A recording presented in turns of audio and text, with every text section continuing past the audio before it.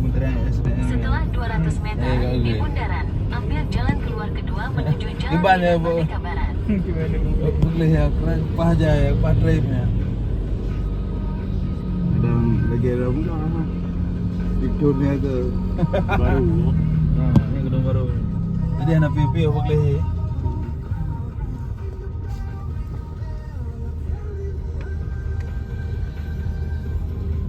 Maunya itu bikin maintenance je. Perawatan je, nyopu mangga pupaya. Ya, itu je pada gedung kan. Cuma kau takut ada gila tahu.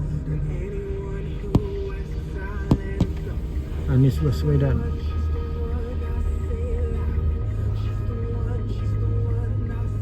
Pokoknya juga hidung berarti sabot beret mengumpat droid. Ini kan.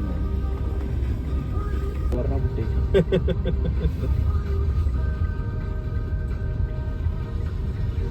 Ancol. Ya Monas kan ikon di lambang Jakarta lah. Col.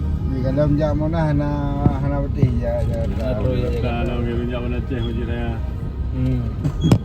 Auto Jiraya nata lah. Enggak betul Majiraya enggak tahu mana ceh. Keluar bundaran ke Jalan Medan Merdeka Barat.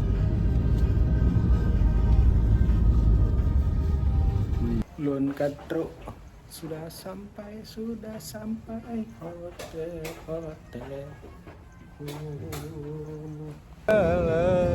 Jalan. Hotel apartemen.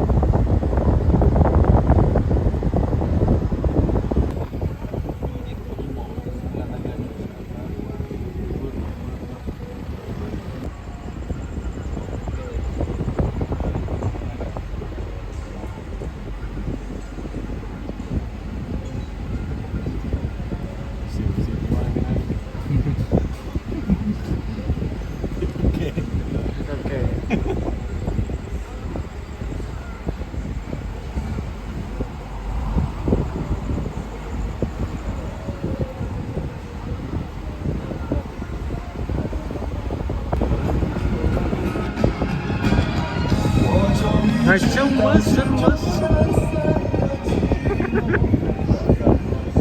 Marco Agung.